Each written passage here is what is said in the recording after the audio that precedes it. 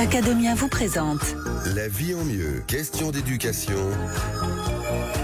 Catherine Bully. Bonjour à tous et merci d'être avec nous sur Sud Radio. Nous sommes ravis de vous retrouver comme chaque dimanche pour ce spécial éducation. Merci pour votre fidélité. Vous savez que vous pouvez à tout moment nous retrouver sur l'appli Sud Radio et bien évidemment sur internet sudradio.fr pour nous poser toutes vos questions et ce que vous soyez parents, élèves ou enseignants. Aujourd'hui, grande question aujourd'hui, on va se pencher sur le stress des examens. Forcément, quel que soit l'âge et le niveau d'études, la période des examens, c'est toujours une source de stress et pas uniquement pour l'élève, aussi pour les parents. Des fois même plus pour les parents. Alors les mots, ils peuvent être très différents. Ça peut être un sommeil difficile, ça peut être des angoisses, ça peut être de la tachycardie, des mains moites. Comment apprivoiser le stress? Comment le transformer, ce mauvais stress, en bon stress? Qu'est-ce que c'est qu'un bon stress? On va l'expliquer aussi. Comment aider nos ados à traverser cette période? On voit ça tout de suite dans La vie en mieux. La vie en mieux, question d'éducation. Catherine Bully. Bonjour Manon Doza. Bonjour. Vous êtes coach scolaire pour Academia. Pour la plupart des adolescents, on va le dire, c'est vrai que le stress des examens, il existe, il est palpable, il est vraiment là. Et quel que soit le caractère, on va dire la sensibilité, la personnalité de l'élève, le stress fait quand même partie de sa vie. Et les périodes peuvent être difficiles pour eux, mais aussi pour les familles. Quel genre d'élève vous étiez, vous? Une élève stressée? Comme un peu tout le monde, oui. Assez stressé relativement. Ça n'a jamais été handicapant, mais oui, la petite pression avant l'examen. Et alors, ça se traduisait comment? Je pense que j'étais assez insupportable pour mes amis, à beaucoup parler, à être très euphorique avant les épreuves. Donc je pense que ça stressait tout le monde aussi autour de moi. Alors que c'était plutôt dans l'agitation. C'était Plutôt pas forcément dans son coin, les mains moites, le cœur qui bat. Absolument. On va voir que le stress, ça peut prendre différentes manifestations, de l'euphorie jusqu'à la sidération, effectivement. Et les élèves qui sont absolument pas stressés, vous en voyez ou vous en voyez pas?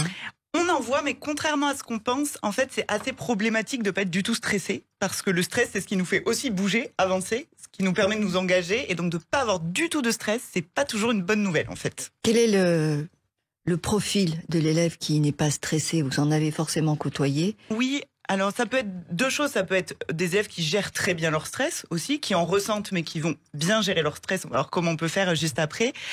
Mais ça peut être aussi des élèves qui sont totalement désengagés et qui donc n'ont aucune motivation à faire et donc ne ressentent pas de stress parce qu'il n'y a pas d'enjeu pour eux. Le stress, c'est avoir percevoir une situation avec de l'enjeu. Donc, absence de stress, ça veut dire peut-être pas élève impliqué?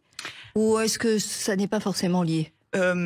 Alors l'implication, ça dépend ce qu'on met derrière, mais en tout cas pas motivé, oui, effectivement. Ça peut être une absence totale de motivation. Alors, aujourd'hui, avec le recul, vous vous dites quoi? Que la plupart des élèves ont un stress qui est plutôt handicapant ou un stress qui est plutôt énergisant? C'est vrai que ça dépend des élèves, mais moi ce que je vois, c'est que de plus en plus, il y a des élèves qui sont très paralysés par leur stress et qui savent pas quoi faire avec ça. Alors pourtant, on parle beaucoup de gestion du stress, donc il y a beaucoup d'outils qui existent, et pourtant, on voit qu'il y a beaucoup d'élèves qui n'arrivent pas du tout à gérer ça. Est-ce que vous avez des exemples autour de vous? Oui, alors souvent, ce que j'ai le plus moi en coaching, c'est des parents qui me disent je le vois énormément, ou la vois énormément travailler, se mettent beaucoup de pression, ils connaissent ces leçons puisqu'on fait réviser ensemble, et arrivé à l'examen, il se passe rien, incapable, et l'élève a des mauvaises notes et n'arrive pas à réinvestir. Et du coup, il y a des parents même qui doutent du fait que leurs enfants travaillent vraiment. Ils se disent, mais c'est pas possible qu'elles travaillent avec des notes pareilles. Et sauf qu'en fait, le stress, ça peut vraiment créer une sidération, comme vous disiez tout à l'heure, et empêcher totalement la mémoire de travail de s'activer. Donc on mémorise moins, mais aussi on n'arrive pas forcément à réinvestir. Donc un élève peut très bien maîtriser des notions, mais ne pas être capable de les réinvestir à cause du stress. En fait, finalement, c'est comme n'importe quel orateur face à un public. Exactement. Quelque part, Bien qui sûr. parfois perd totalement le contrôle, Oui. et bien qu'étant très compétent, peut se retrouver complètement paralysé. Absolument. Donc, est-ce que le cheminement va être le même finalement que pour un adulte? Oui, absolument. Le stress est quelque chose de physiologique, donc c'est une réaction du corps à une situation qui est perçue comme un danger.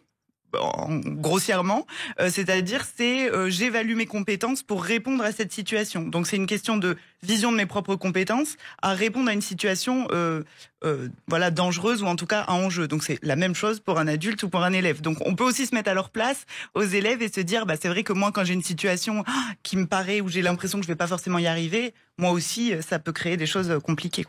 Quels sont les symptômes finalement que vos élèves ou leurs parents vous décrivent en cas de gros stress?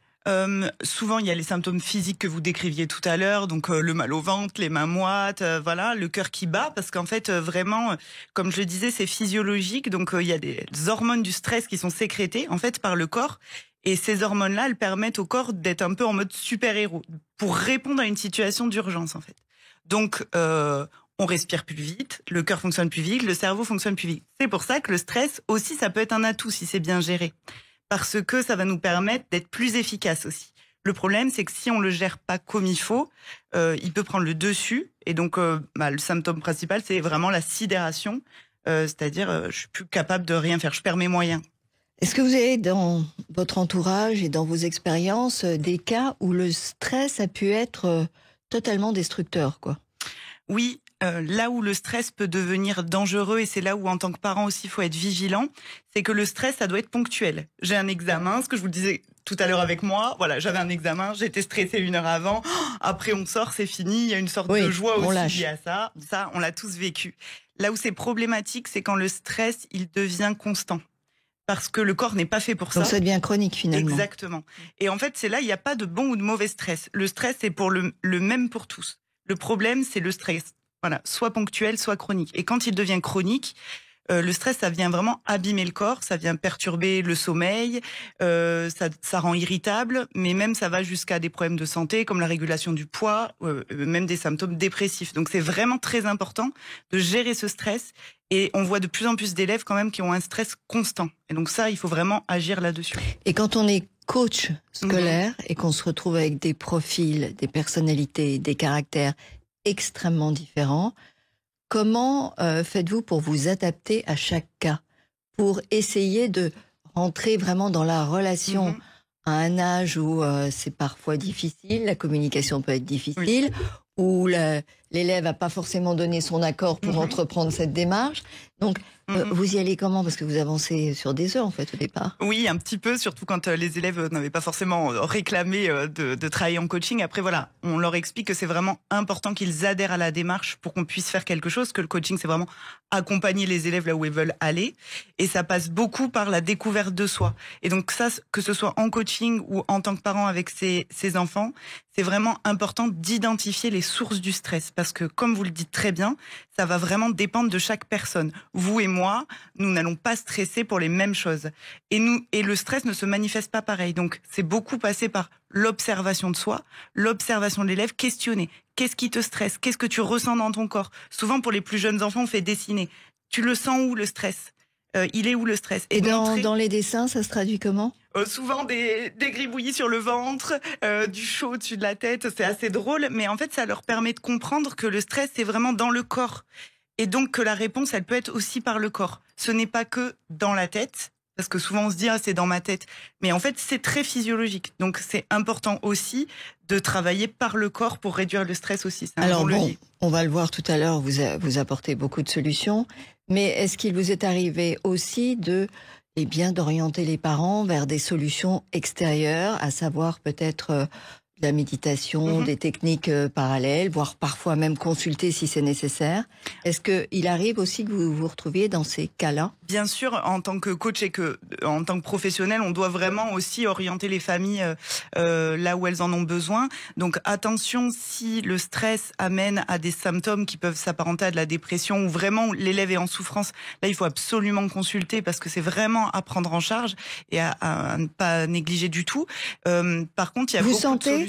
Au niveau des réponses des jeunes que vous avez en face de vous, si c'est quelque chose de profond qui va être relié à de la psychothérapie peut-être, ou voilà. Et lorsque c'est quelque chose qui vient vraiment de l'environnement scolaire et qui est basé uniquement sur oui, on le sent parce qu'on a vraiment une phase de découverte en coaching. On va vraiment creuser pas vraiment les causes, mais les symptômes, et donc on voit vite, et ça fait partie de notre pratique de coach aussi d'orienter vers les psychologues. Après, moi j'ai pas mal d'élèves aussi que j'ai orientés vers de la sophrologie.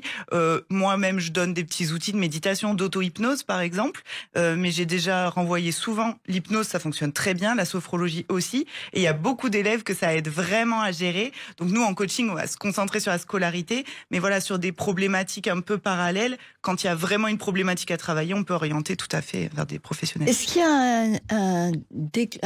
un élément déclencheur, on va dire, un dénominateur commun pour l'origine du stress la plupart du temps, ou est-ce que ça va vraiment être des causes très très différentes d'un élève à un autre? Il peut y avoir plusieurs chemins. Par exemple, la mauvaise organisation ou pas de méthode du tout dans sa façon de travailler, ça peut être un dénominateur commun à beaucoup d'élèves. Exactement. Et parfois, ça peut aller chercher peut-être des choses plus profondes, effectivement. Absolument.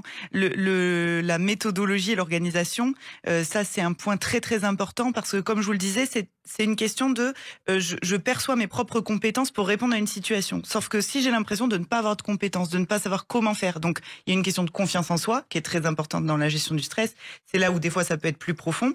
Mais souvent, c'est je ne sais pas comment m'y prendre. Donc je n'ai pas de pouvoir sur ma réussite en fait. C'est-à-dire j'ai l'impression que même si je travaille, je vais pas forcément y arriver. Donc là je me sens submergée, j'ai l'impression que j'ai pas les ressources pour répondre à la situation. Donc souvent c'est très souvent ça.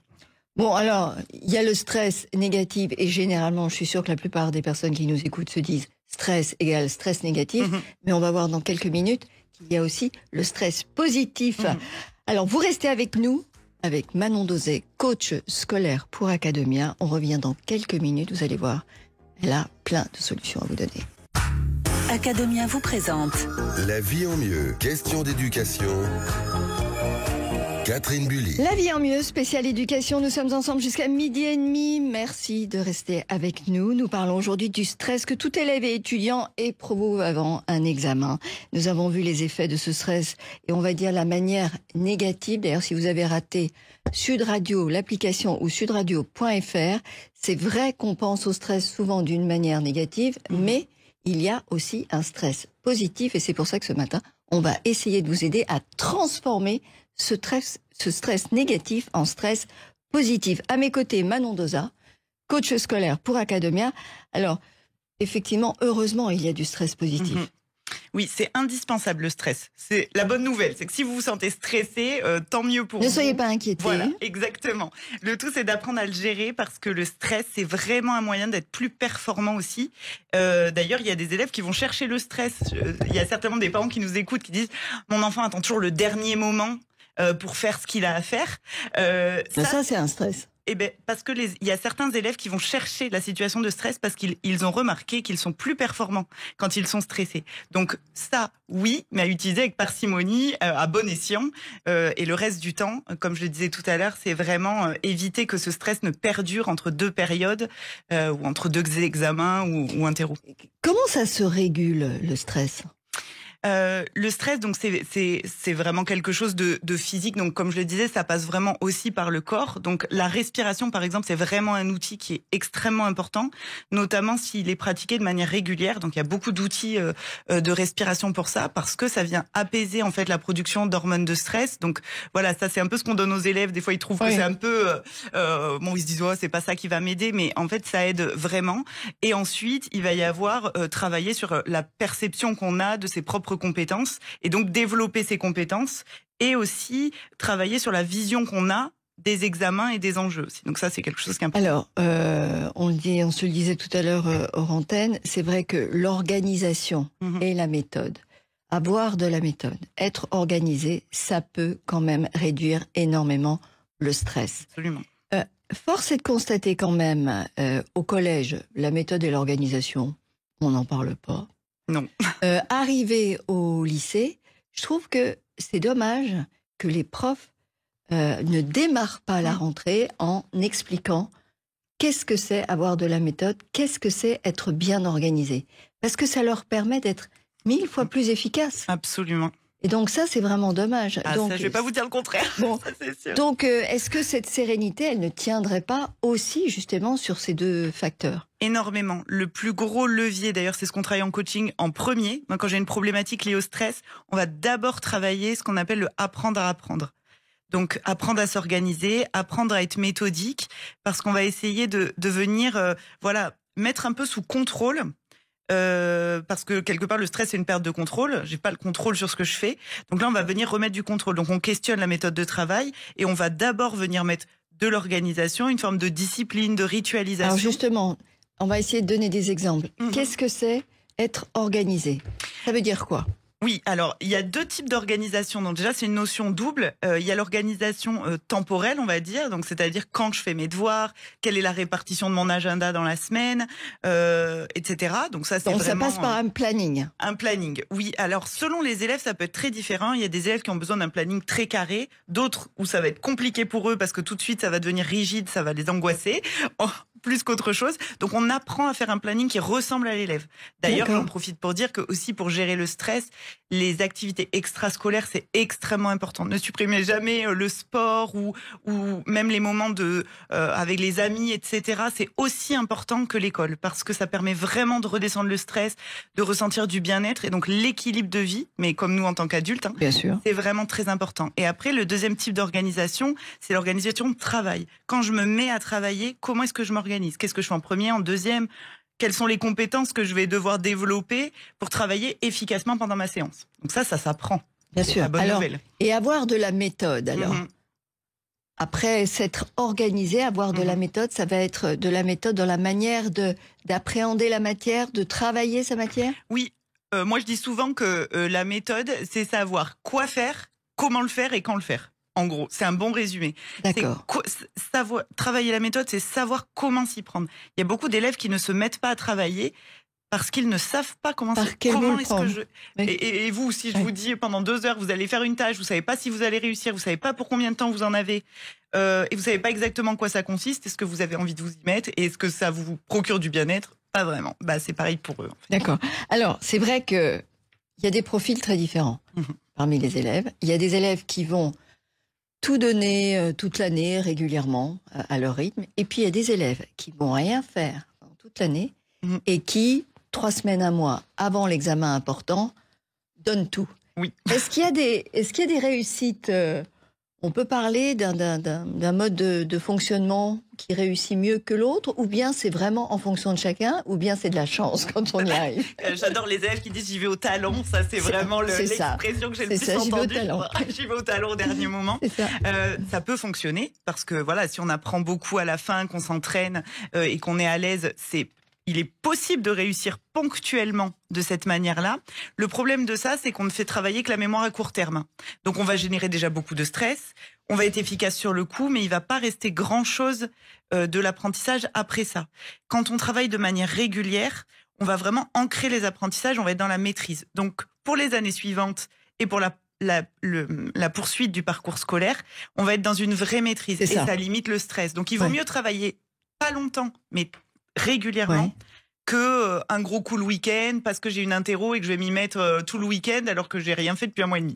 Est-ce que le manque de sommeil, parce que c'est quand même quelque chose qui est aujourd'hui qu'on constate vraiment à tous les niveaux, dès le collège, est-ce que le manque de sommeil n'est pas franchement un vrai facteur de stress? Oui, et l'un agit sur l'autre, c'est-à-dire comme je vous le disais, le stress, ça va venir perturber le sommeil, mais aussi la fatigue, on le voit tous, quand on manque de sommeil, on est irritable, on ne supporte pas le stress, on n'arrive pas à le gérer. Et effectivement, à l'adolescence, il y a un décalage de l'heure de coucher qui est naturel aussi. Physiologiquement, on se couche plus tard quand on est ado. Sauf qu'on est obligé de se lever toujours à la même heure, donc on manque de sommeil. Donc c'est vrai que ce décalage, il est naturel, mais il faut quand même veiller, notamment avec les écrans, parce qu'il y a la quantité de sommeil, mais il y a la qualité de sommeil aussi. C'est-à-dire que si je m'endors sur mon téléphone alors que ça fait 2 heures que je suis sur un écran, la qualité de sommeil, elle est très altérée. Donc voilà, ça c'est quelque chose qui est important, et d'avoir un rythme qui est adapté, un rythme de vie. L'hygiène de vie, de toute façon, l'alimentation joue beaucoup aussi, l'hydratation joue énormément, donc l'hygiène de vie en général, elle est importante. Il y a un autre, j'imagine, un autre point qui peut être évoqué, c'est la gestion du temps. Est-ce que il y a des moments dans la journée où on apprend mieux, on apprend plus facilement, par exemple le week-end? Quand on est en cours, on n'a pas le choix. Mais le week-end. Est-ce qu'on a intérêt pour éviter trop de stress? Est-ce qu'on est plus impliqué? Est-ce qu'on travaille mieux dans la matinée? Est-ce que la gestion du temps rentre en ligne de compte? Là aussi, c'est quelque chose qu'on travaille en individuel en coaching parce que ça dépend des personnes. Il y a des études scientifiques qui ont montré qu'il y a des personnes qui sont vraiment du matin ou d'autres plus du soir. Donc, c'est vraiment quelque chose qui est propre à chacun et c'est quelque chose qui est vraiment à explorer. C'est important de le savoir pour justement être plus efficace exactement. Et donc être moins stressé. Exactement. Donc, l'observation de soi, c'est très important. Quand est-ce que je me sens le plus efficace? Et après, oui, le week-end, on est moins fatigué, ça peut être une pause. Par contre, voilà, délimiter les choses. Les élèves qui passent leur week-end à travailler, ils n'ont pas fait redescendre la pression. Donc, le sport, aller à l'extérieur, voir du monde, avoir des plaisirs autres, c'est aussi très important. Donc, il faut bien répartir voilà, la charge de travail en fonction de ce qu'on aime faire, quoi. Pour vous, si vous deviez donner les 5 points importants pour transformer le mauvais stress en bon stress, vous diriez quoi? Je dirais apprendre à s'organiser. Donc déjà, effectivement, ça vous le souviez, c'est très important. Mettre en place des routines. Plus on va ritualiser le quotidien, plus en fait on crée de la sécurité. Et donc la sécurité, c'est voilà l'inverse du stress. Il va y avoir aussi la partie, comme je le disais, respiration, méditation, prendre du temps pour soi et vraiment apaiser le système nerveux. Ça, c'est très important aussi. La répartition de l'emploi du temps, vraiment préserver aussi les activités extrascolaires, le sport et enfin l'hygiène de vie.